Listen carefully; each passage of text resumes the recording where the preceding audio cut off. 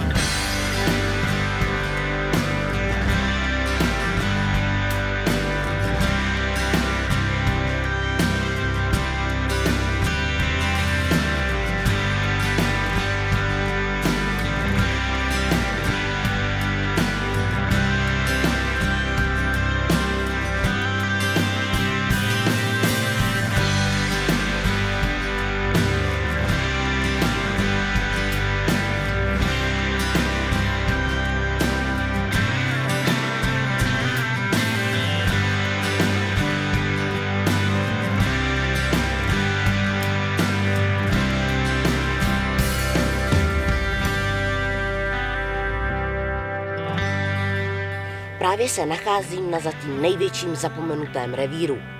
Jedná se o velmi starý rybník, jehož rozloha je 5,9 hektarů, největší hloubka zde dosahuje okolo 3 metrů a největší šířka zde dosahuje skoro 300 metrů.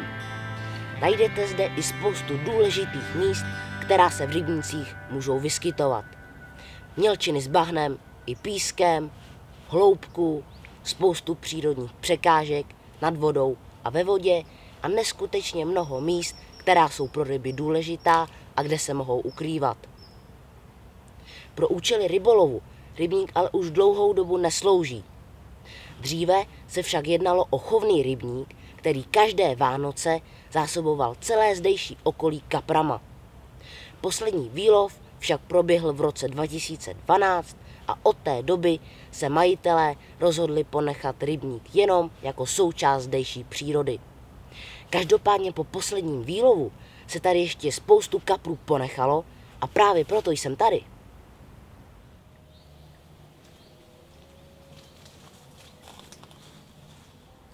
I když je v případě vhodných podmínek 8 let dostatečně dlouhá doba, aby tady kapr mohl dorůst do trofejních velikostí, má to jeden velký háček.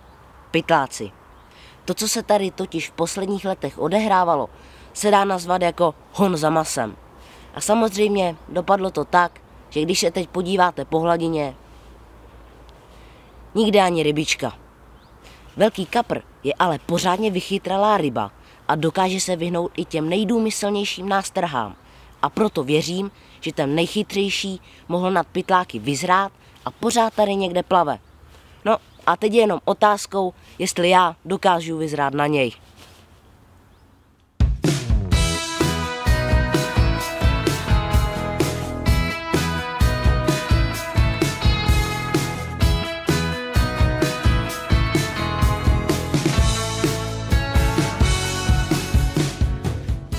Pokud bych měl někomu, kdo vůbec netuší, o co jde, krátce vysvětlit, co to znamená, když se řekne moderní kaprařina, tak tohle je skutečná kaprařina. Tahle hromádka věcí bude totiž mou výbavičkou na pouhé 3 dny, kdy tady budu lovit. A pokud se chci celou dobu 3 dnů věnovat lovu kaprů, všechny tyhle věci tady mají své místo. Bivak, lehátka, rybářské vybavení, krmení pro ryby, elektromotor, člun, solár na nabíjení a tak dále a tak dále. Možná se teď někomu může zdát, že mám spoustu času, ale právě naopak. Musím rychle máknout a všechno rychle připravit. Tak jdeme na to.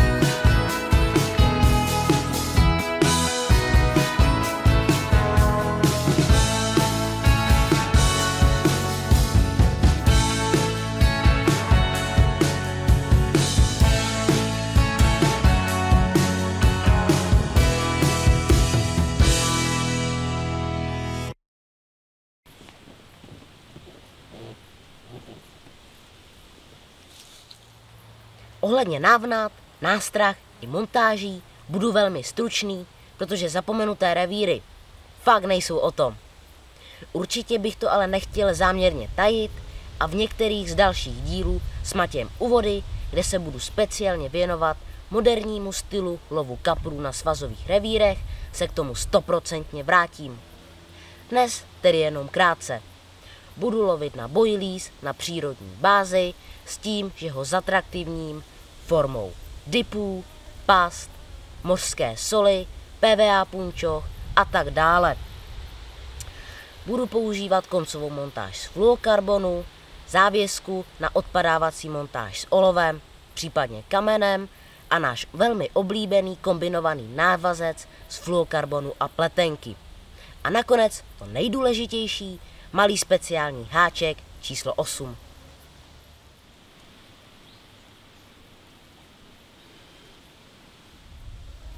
Tohle mě na té kapilařině baví snad ze všeho nejvíc. Jdu si připravit nástrahy.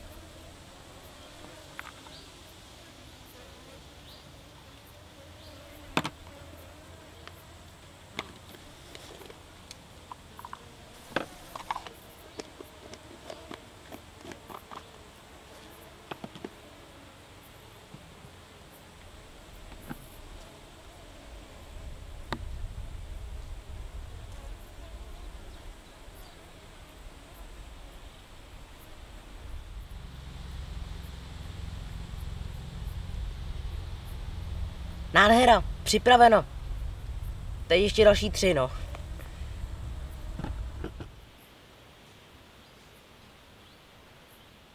Chytat skoro na 6hektarové ploše s tím, že bych ji měl celou pokrytou, je prakticky nemožné. Budu chytat na 4 pruty a nástrahy umístím na místa, která jsou pro mě nejvíc zajímavá a kterým jednoduše nejvíc věřím. Ale hlavně, každé místo musí být svým profilem úplně odlišné. První prut budu chytat na největší ploše rybníka v bahně. Rozkrmím si větší plac přede mnou a buď budu svůj prut nahazovat na bližší kraj krmného místa, nebo ho zavezu na ten vzdálenější. Pokud se takto chytají kapři v bahně, bývá často velmi účinné boilies delší dobu namáčet ve vodě z rybníka. Boilies vodu nasákne, drží svoji vůni a kapříci, který se rochní v bahně, ho tím pádem lépe najdou.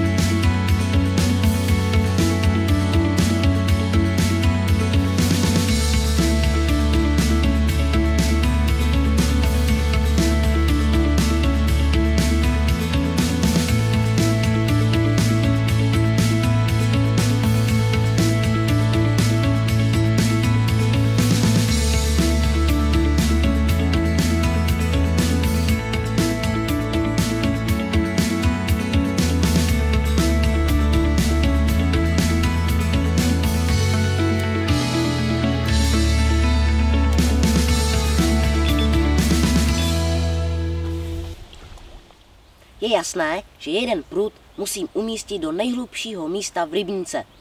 To jsem našel na protější straně u hráze. Hloubka tam dosahuje 3 metry a je to taková rána do jistoty. V takové hloubce už je velmi důležité nástrahu správně položit, aby se při dopadu na dno nezamotala. V tom mi pomůže tato punčocha, která mi to při dopadu pohlídá.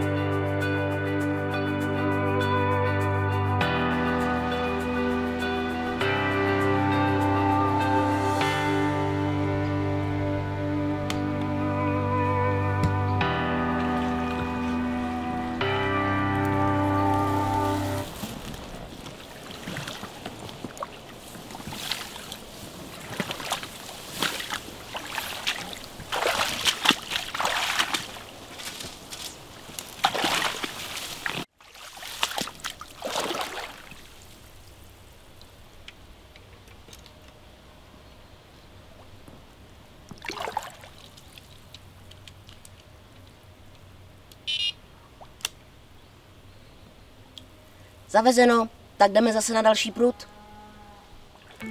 Při průzkumu rybníka jsem dlouho hledal mělčiny, kde není bahno. Na druhé straně by jedno takové místo bylo, ale je to skoro 300 metrů. Takže tam teď pojedu a přímo na místě zkusím najít přechod bahnitého dna s pískem. Tohle by totiž mohlo být hodně horký místečko. Má to ale jeden problém. Na takovou dálku už si spíš hodí pletená šňůra a já mám jenom vlasec. Mohlo by se mi stát, že pokud to špatně zavezu, ryba sice bude na háčku, ale já ani neuslyším záběr. No, ale jak se říká, kdo neriskuje, nevyhraje.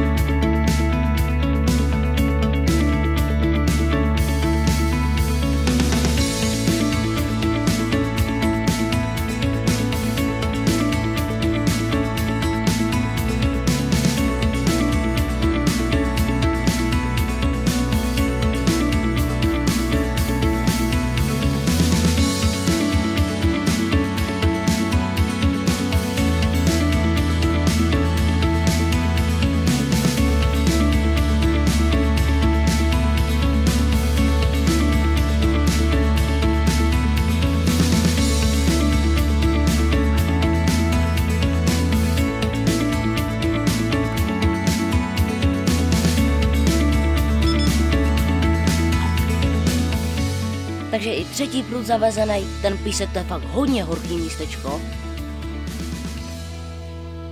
Čtvrtý prut je prostě klasika. Zakrmím si to jen tady kousek, přímo na nához u hráze a třeba to vyjde právě tady. Velkou výhodou určitě bude, že budu moct svůj prut častěji přehazovat a tím pádem zkoušet různé možnosti, na co by mohl kapr zabrat.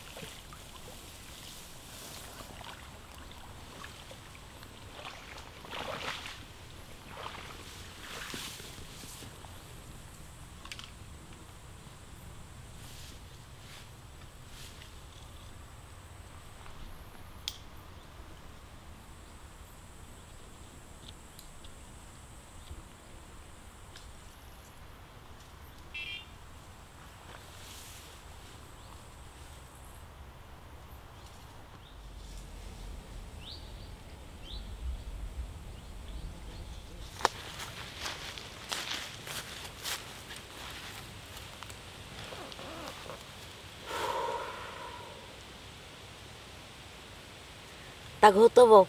Pruty teď můžou ve vodě zůstat klidně 3 dny a já si konečně můžu dopřát zasloužený klídek. Takže si dám čajík, nějaké dobré jídlo a budu si vychutnávat krásnou přírodu a ticho.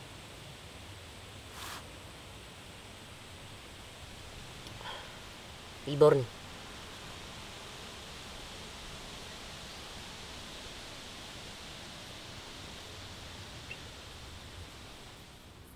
Tak už se nám pomalu stmívá a já jsem během dne zjistil, že je to tady docela náročné. V podstatě každý nához musí mít v prsačkách do vody a celý den tady v tom bahně chodím a jak jsem to tady vyšlapal, tak tady jsou teď snad miliony komárů. Že je to fakt... Takže je to fakt masakr. Zavírám okýnko a na své pruty budu radši dohlížet z pohodlí brolíčka.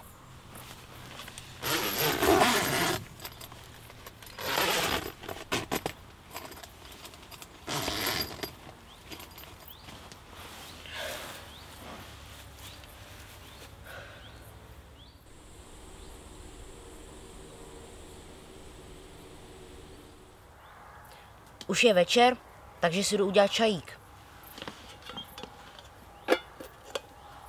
Tak.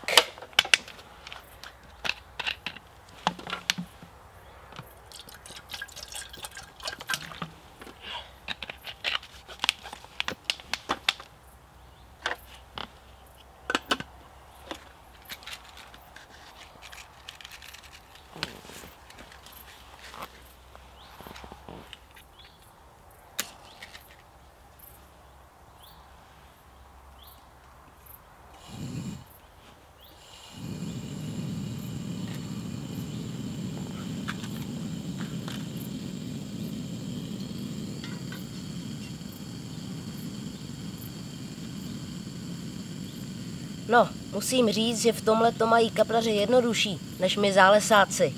Já si musím v lese udělat čaj na dřívkáči. No, ale každopádně myslím, že to bude chutnat stejně dobře.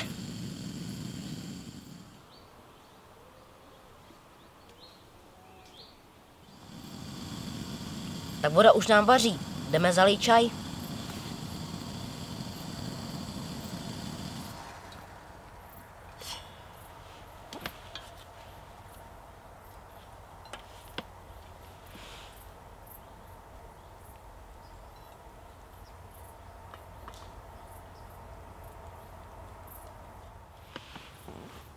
Na zdraví.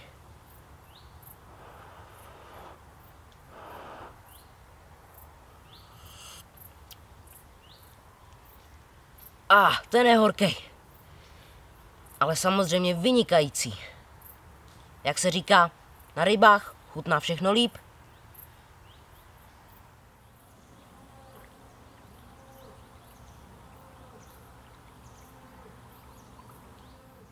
Už se blíží půlnoc a mám toho po celém dní fakt dost, takže jdu vytahovat.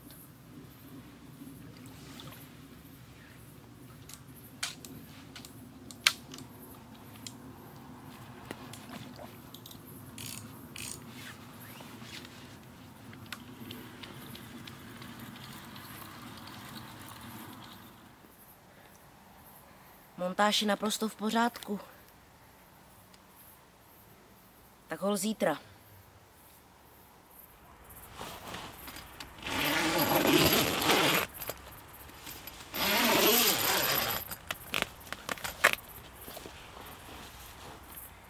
I když mám tady na zapomenutém revíru určitě výhodu, že můžu chytat celou noc, bohužel mi to není moc platný, protože musím upřímně přiznat, že abych celou noc chytal a dával pozor, na to jednoduše prostě nemám. No, takže teď zalezu do spacáku, půjdu spát, ale hned brzo ráno vstávám a půjdu na to. Tak dobrou noc.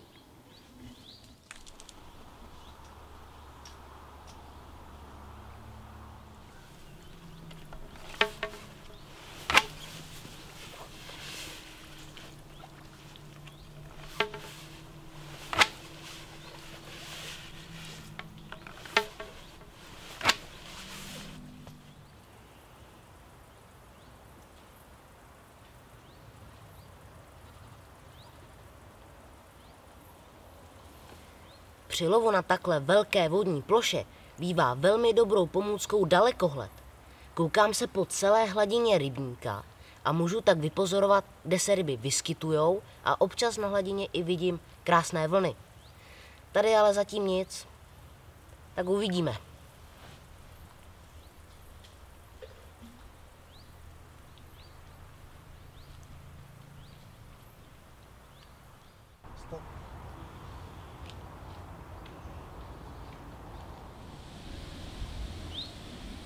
Tondo, ke mně. No, pojď. Sedni a zůstaň. To jsem vám ještě nepředstavil. Můj parťák Tonda. Tak snad nám přinese štěstí. Je to spíše zálesák, ale na rybách je jaký dobrý. Vy? Tak volno.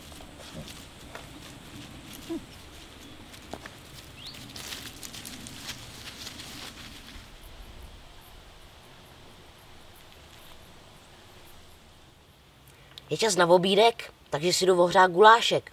Není to žádný kupovaný, mamka mi ho sama zavařila, že to bude dobrota.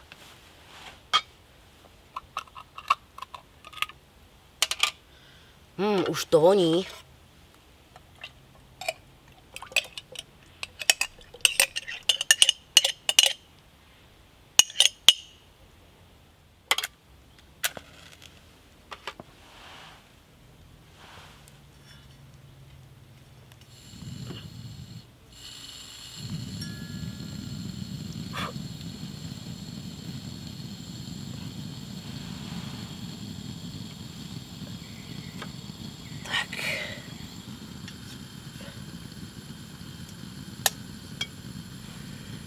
Štábať si poradí sám. Tohle je moje.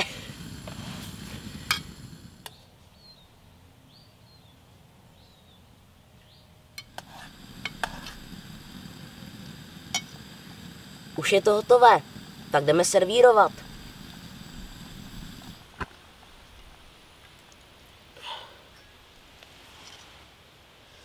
To je nádhera.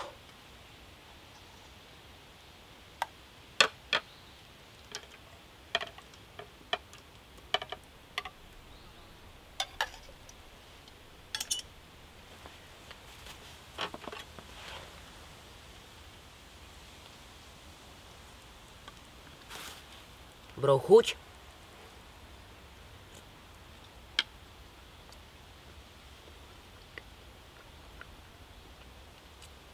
No, knedlíky by byly samozřejmě lepší, ale jsme na rybách.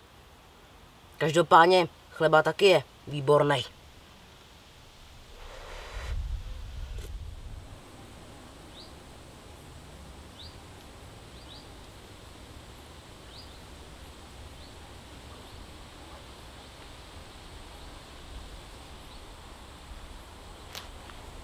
Výhoda moderní kaprařiny je určitě v tom, že se při chytání, pokud máte všechny pruty zavezené, můžete věnovat i jiným věcem, než je chytání ryb. Hlásiče vám pohlídají záběr, takže vám nic neunikne. Já třeba teď využívám tento čas k učení a přitom si můžu i krásně chytat ryby. Takže myslím, že učitelé by ze mě měli radost.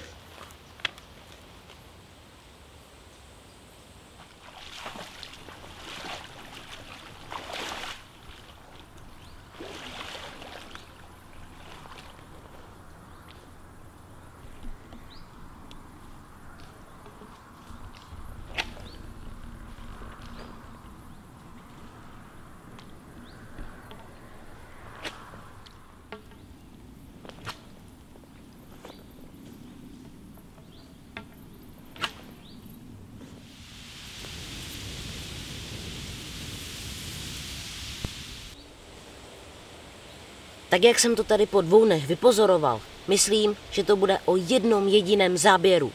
A pokud přijde, tomu já pořád věřím, musím být perfektně připravený. Správně zvolená místa, perfektní nástrahy, ostrý háček a samozřejmě v pořádku výbava. No, tak jenom doufám, že jsem udělal všechno správně a že to tak je.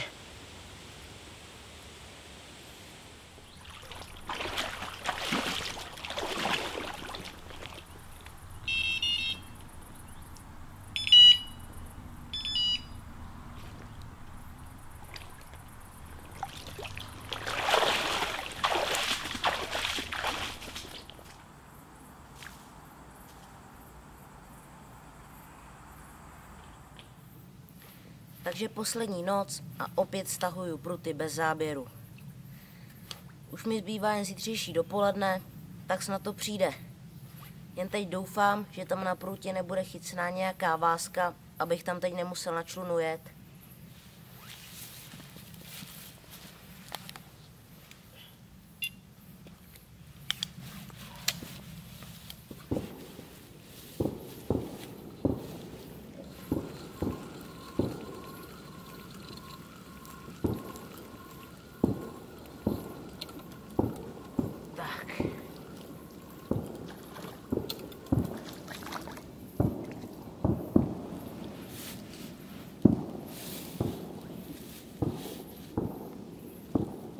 Nástrel v pořádku a úplně netkla. Ještě mi tady teď bouchá nějaký ohňostroj. No, na oslavu to určitě nebude. Další noc na zapomenutém revíru a právě se chystám. Co to bylo? Tohle není dobrý. Právě před chvílí jsem tady slyšel 2 výstřely a byly celkem blízko, takže bych byl fakt nerad, kdyby to bylo nějaké postřelené prase. To by bylo hodně špatný. A navíc tady sebou máme i psa, to je další velká nevýhoda. Mám jí ven.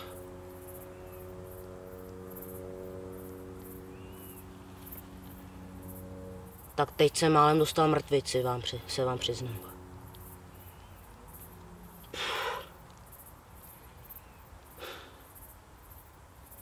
No, tak právě jsem vám chtěl říct, že jdu spát, ale dneska se asi moc nevyspím. Tohle nebyla myš.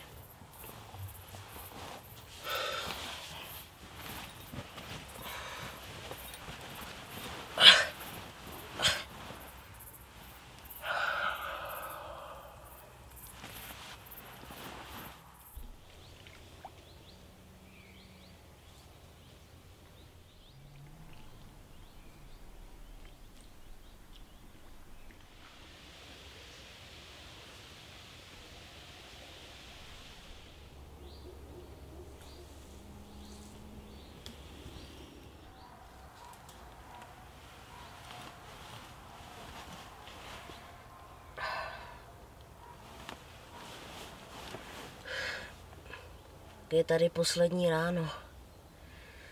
V noci jsem se moc nevyspal, protože jsem celou noc poslouchal, jestli tady něco nechodí. A jak vidíte, jsem naživu. No, dám si snídaní, dám se nějak dokupy a vrhnu se na pruty.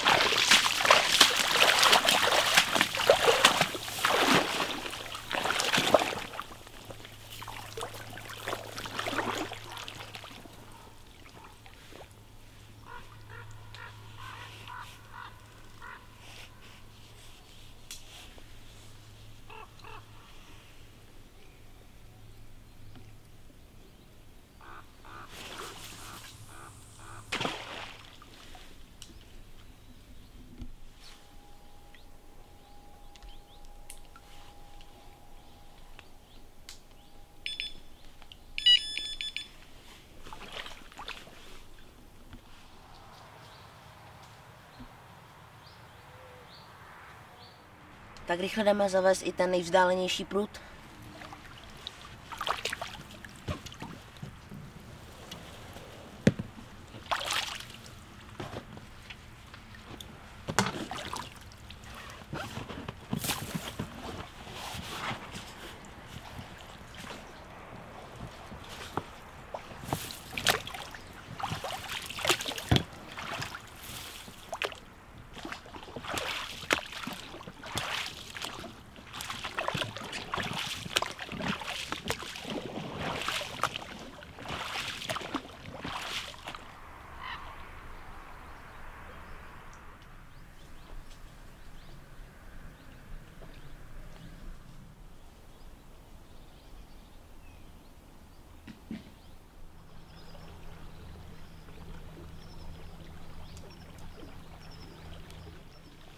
tak všechny pruty už mám rozvezeny. Při zavážení mi úplně mrzly ruce, ale naštěstí ještě žiju. Začínají mi běžet poslední hodiny, tak nezbývá jenom věřit, aby to přišlo. Hledej! Na člun, musíme na člun. Jo, to je pěkná ryba. Ještě tady jsou ty větve, to je špatný. Rychle. To je pěkná ryba.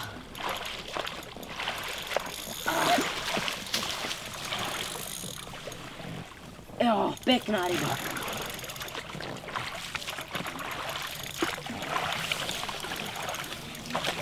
Pojď, jedem.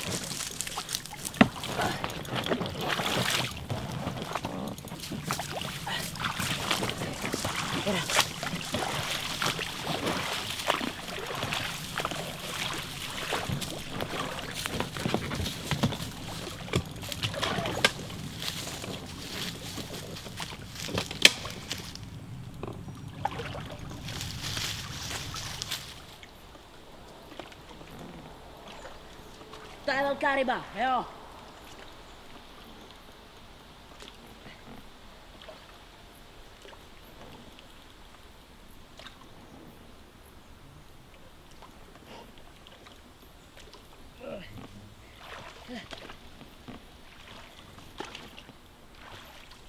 Jo.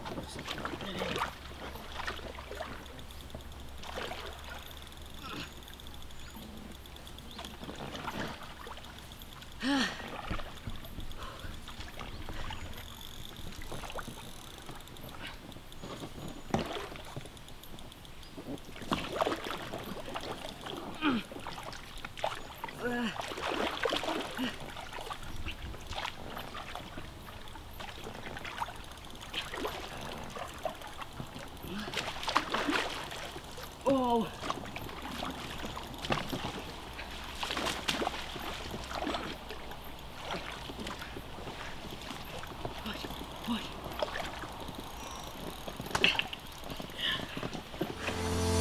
Wow! Ja! Ja!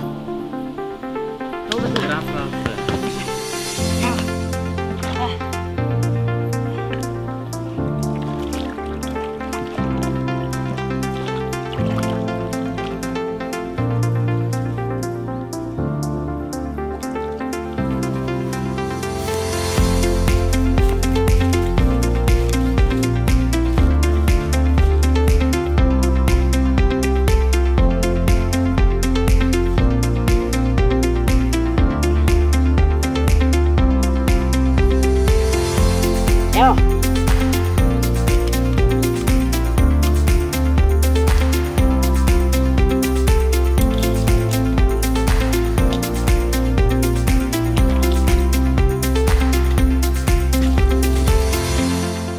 paráda. Na tenhle souboj do konce svého života nezapomenu. Takhle bojujou praví kapři, který ještě nikdy nebyli na háčku. Jsem neuvěřitelně šťastný.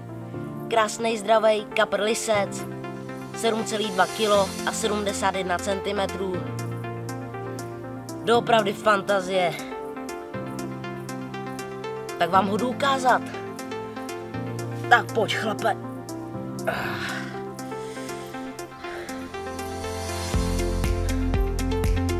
Tohle miluju. Krásná ryba. Tak pojď dolů, chlape.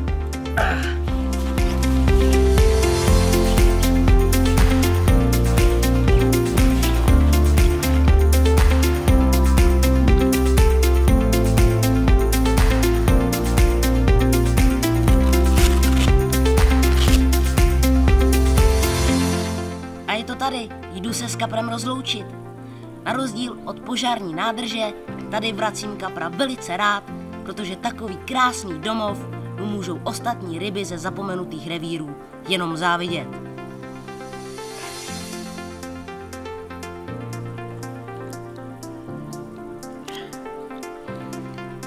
Tak chlape, upaluj domů, dávej na sebe pozor a doufám, že se spolu ještě někdy setkáme.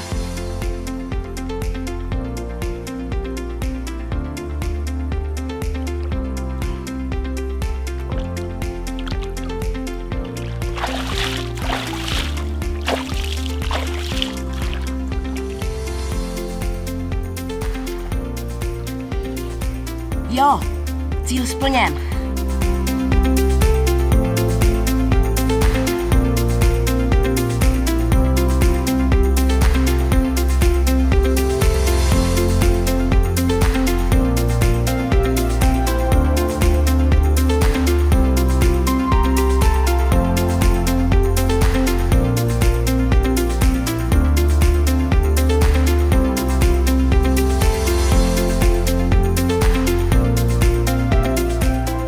Zažít souboj s rybou, která ještě nikdy nebyla na háčku, je naprosto jedinečné.